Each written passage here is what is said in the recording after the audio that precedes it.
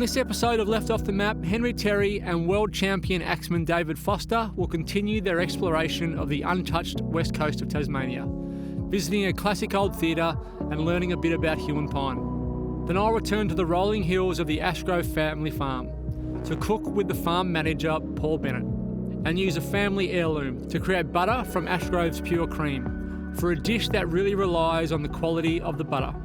But first, we're off to see the rolling hills of the Ashgrove family farm in the central north of the island state. Quail is a poultry, I think, that is underused. And the thing that puts most people off quail is you used to buy them and they've got lots of little bones and you had to roast them. Now you can get them butterflied and deboned, which is what this little bad boy is here. You've still got the wings and the legs on, but all of the rib cage and the crown have been deboned out. So they're fantastic for barbecuing, which is what we're going to do today. So I'm going to barbecue these, char grill a few figs, and then just make a balsamic chili and lemon glaze to dress it all in. So very, very simple.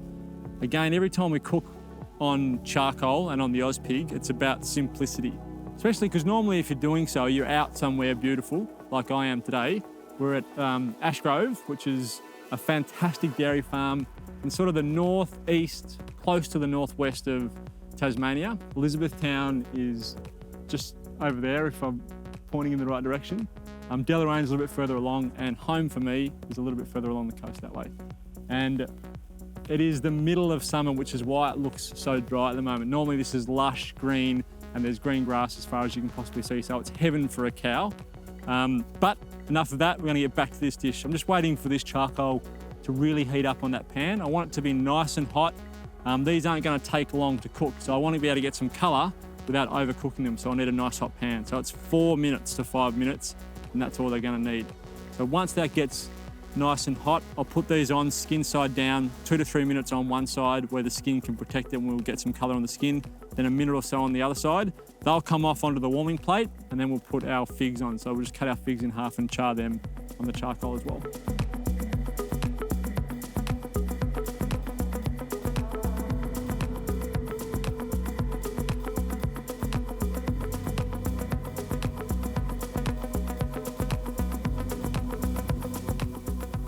My quail is done, so they can come off onto the warming plate. And I'll get my figs ready. So in a bowl, I've got 4 figs, which I've just halved, so I've got a decent surface area to be able to grill them on. In with that, some fig balsamic. A little bit of oil.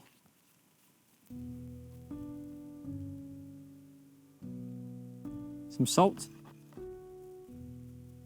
Lemon juice, chili,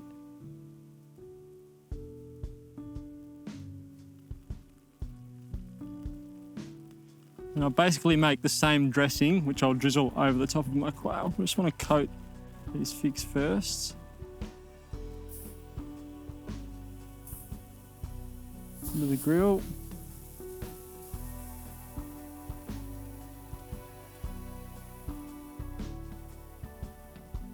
So once they're done, I only want to get some colour on the cut side. I still want them to be nice and firm. So it needs to be a hot grill. As soon as your quails come off, get them on there so it's still nice and hot to get that bit of a char on the cut side. Then that'll come off. I'll make my dressing in there, drizzle everything on the warming plate. And the good thing about quail is it is best eaten sort of with your fingers. So you come across, pull off a leg and then munch on that. Take one of the figs with you and munch on that. It's the kind of eating that's shared. I might actually break them all up actually. I'll break the legs up and break the quail up and scatter it around on that warming plate. And then it can sit there for half an hour and people can just come and snack on it as they want and it will stay nice and warm.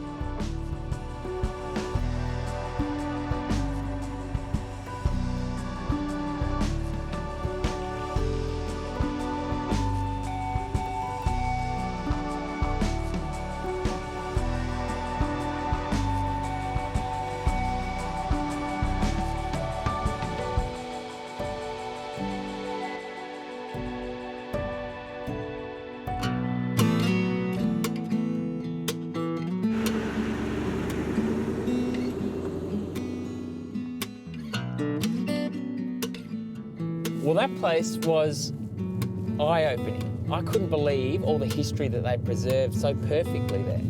And it was good to go to the old blacksmith there because my great-great-great-grandfather was a blacksmith. He was a convict. Yeah. And come out as a blacksmith. So I enjoyed that. It's in your blood. Yeah, yeah. So how did you get started chopping wood? How on earth did you end up becoming a world champion wood chopper? I come from world champion stock. My dad was a world champion. Also, Dad's uncle, Jim Foster, was a world champion. And on my mum's side, mum's brother and mum's uncle were world champions. So I've had champion wood choppers right around me. Yeah, for sure.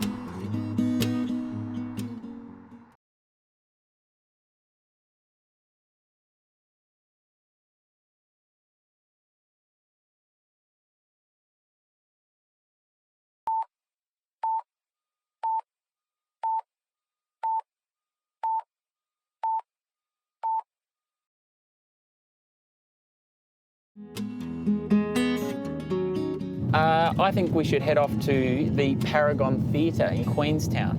Queenie. It's an old theatre that's been restored. Yeah. It used to be a cinema, basically, and I think it was built back in the 1930s. I'm really looking forward to my trip to Queenie with you today. Beautiful.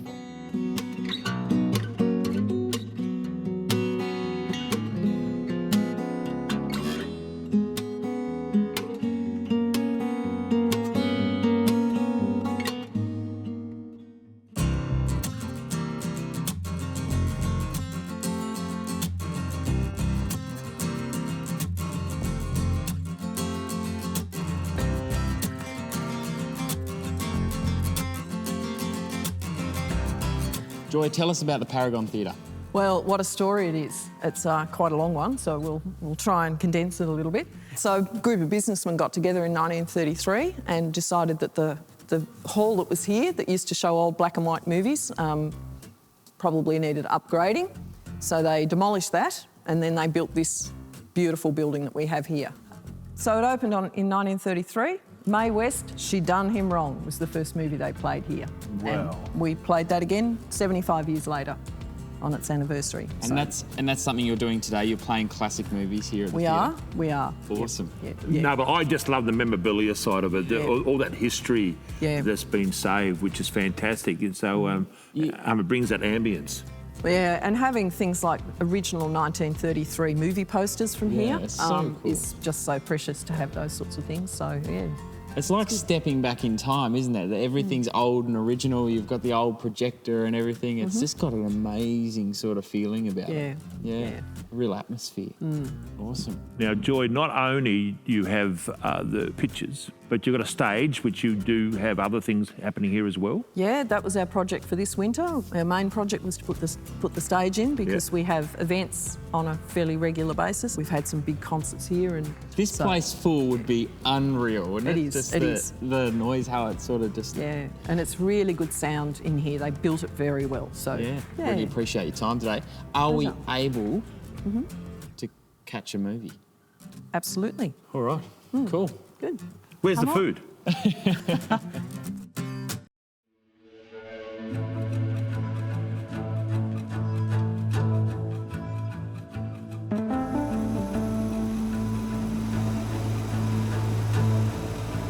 That was just like stepping back in time again. It's sort of funny here we're on the West Coast. You know, you step into the West Coast Heritage Centre, it's like you're going back in time. You're back in the Paragon Theatre. It had a really, really, I don't know how to explain that. It's just like taking you back in time, wasn't it? And wasn't it great to see some of those old posters? Yeah, awesome. Like, it's so good that stuff is still about, because once that's gone, it's gone forever. Yeah. So Tasmanian Specialty Timbers is next. So this is sort of right up your neck of the woods. I'm sure you'll know a bit about this, but these guys do Huon pine and King Billy pine from what I understand, and obviously really, really rare Tasmanian timbers, and it'll be awesome to learn about that. Yeah. I'm looking forward to that. And Foster timber kind of works in with me a bit. It does work in with you. You've got a bit of a history with timber, so I thought it would be a very appropriate stop. Beautiful.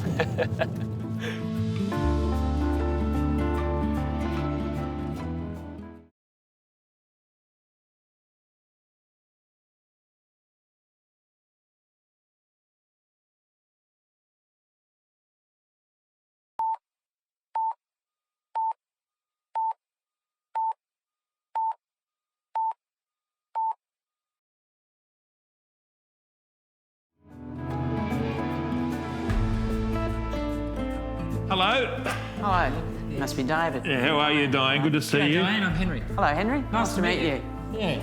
Enjoy the smell? What a beautiful place Yeah. you've got here. Yeah. You just come in here and you just feel like Tasmania. That's what a lot of people take a bit home with them because the smell in Huon pine persists for decades and centuries. So you take a little bit home with you and you get the smell for forever. We know old Huon pines are 2,000 years old, and when they keep getting the science on them and measuring them, they find they're even older than that.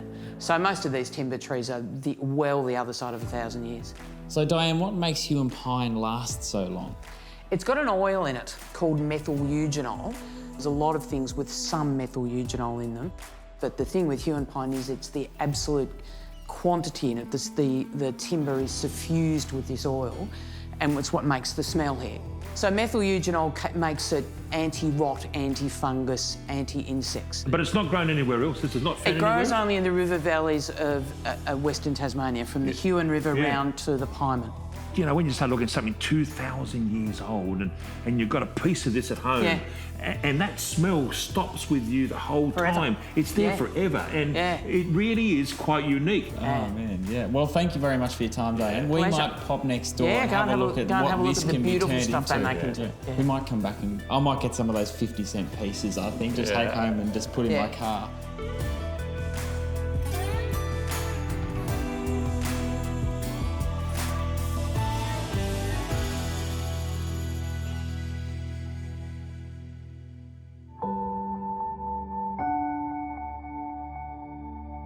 All right, so making butter is this is a very old butter churner. When was the last time this was used? Oh, I think it was used by my grandmother. Really? That'd be the last time. I certainly just get mine straight from the factory.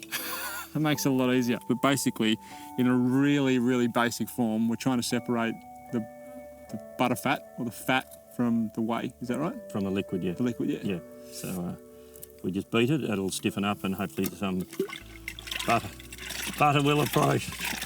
Oh, losing smell. It's up. How important, there's lots and lots of sort of hay bales here. How important is that to what you guys do? Yeah, all the hay around us we conserve in the spring. We conserve our surplus fodder, and we make probably 4,500, 5,000 tonnes of fodder, and that's to help us get through the winter and the dry summers. Tasmania has two periods where it's not perfect for cattle.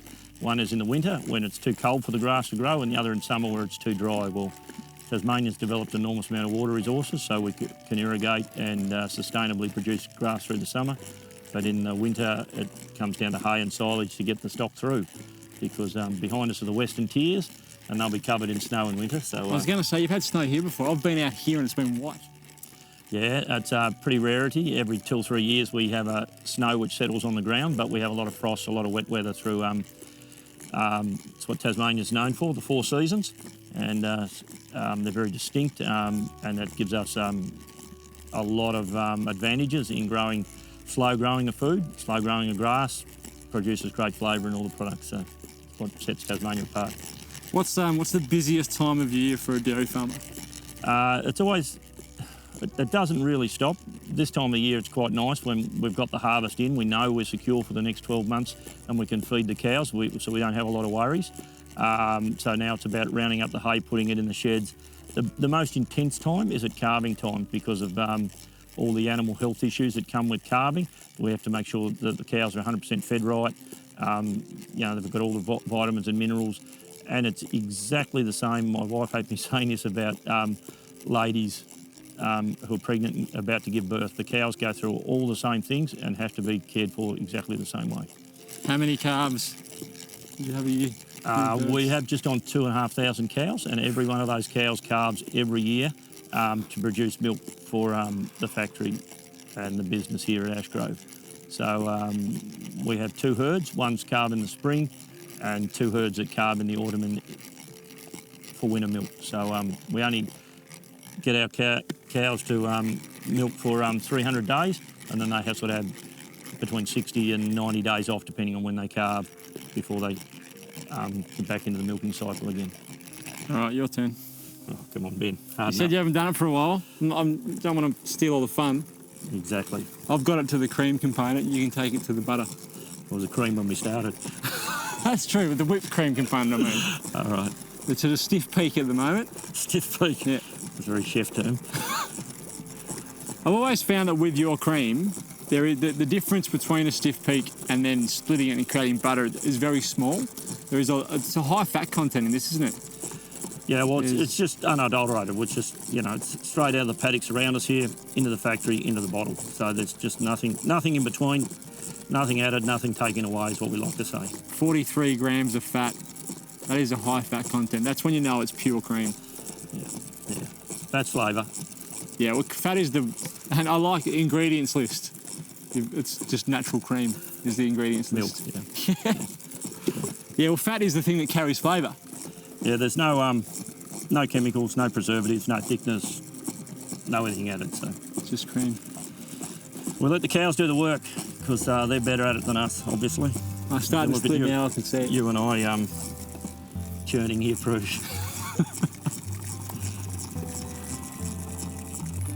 Well done, mate. I did most of the hard work in the beginning, getting it to a stiff peak, but you've jumped in and taken all the glory. So you've broken into a sweat there. It's a hot day here today. So we now have butter and buttermilk. Do you guys have a buttermilk product? What do you do with it? No, the buttermilk's actually recycled back to the cows at the moment. It is? In the calves, so that's where that goes. It's one of the things we're looking at, so I think that is done. That is done, even for a simple farmer. That probably doesn't look too bad. That is bloody brilliant. Look at that. Now, if you're making butter at home, what I would suggest that you do at this point is get some ice water and you plunge that into ice water and squeeze it, and you'll squeeze out all the buttermilk and you'll be left with butter and buttermilk. Now, keep the buttermilk and use it if you make scones with it, or when you're baking, it has a nice acidity to it. But you say you feed it back to the cows? Yeah, all our whey and buttermilk and that goes back to the cows. They actually fight for their love.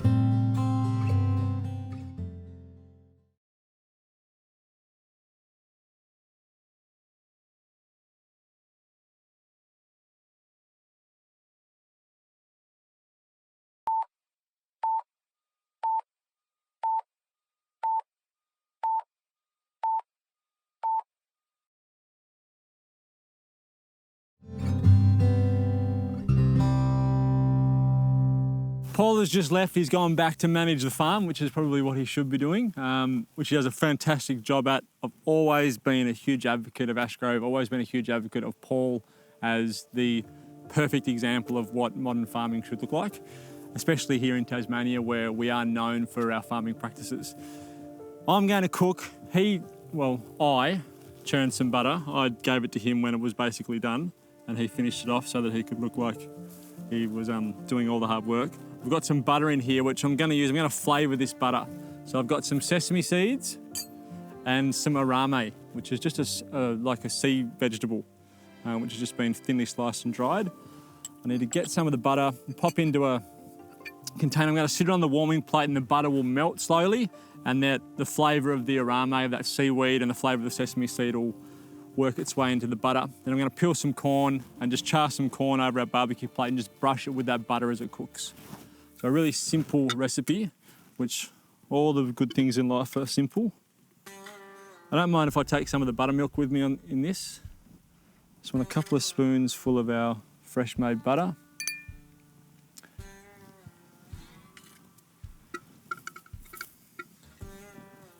Then a sprinkle of sesame seeds in there. And some of our arame. Pinch of salt. Sit that there. Let the heat from the Ozpig do its thing. And then once that's melted, we can start grilling our corn. I was going to say charring and grilling. I ended up with chilling. Yeah, it's the opposite, but it's the two words combined. So I think Paul was saying that they've got actual maize growing on the farm, which they use as a feedlot. So we could have gone down and stole some corn off him. My butter's melted completely. So I've got this sort of butter syrup with the arame and the sesame seeds in there. Now, once we're finished with this, you can pop that back in the fridge and it will set. then you can scoop it out and use it for whatever you want to use it for. So we can pop our corn on now. As soon as it goes on, give it a good brush with the flavoured butter. And then turn it over and do the other side. And it's as simple as that. So there's nothing complicated, and there very rarely is anything complicated when you're cooking outside over charcoal, because the charcoal is going to do most of the heavy lifting for you. It's going to carry all the flavour. It's going to give that smokiness and that char to the dish. So it's about trying to think as simply as you possibly can. You can do this with carrots as well. It'd be awesome. So it's going to take between 3, 5, 8 minutes, depending on how hot your charcoal is, to cook, and just keep basting and keep basting and keep basting as you go along. And again, with charcoal, the actual char of the corn isn't going to ruin the flavour, it's going to enhance the flavour. So don't be afraid if you start to get lots of charred bits on there. Don't worry about that. It's not the same as cooking at home in a fry pan and burning something in a fry pan. It's a completely different flavour. The burn that you get in a fry pan isn't a good flavour. The burn you get over a radiant heat over charcoal is a fantastic flavour. And that butter, once that butter, you get that burnt butter flavour with the sesame seeds and the arame, it just adds different layers of flavour to something as simple as corn.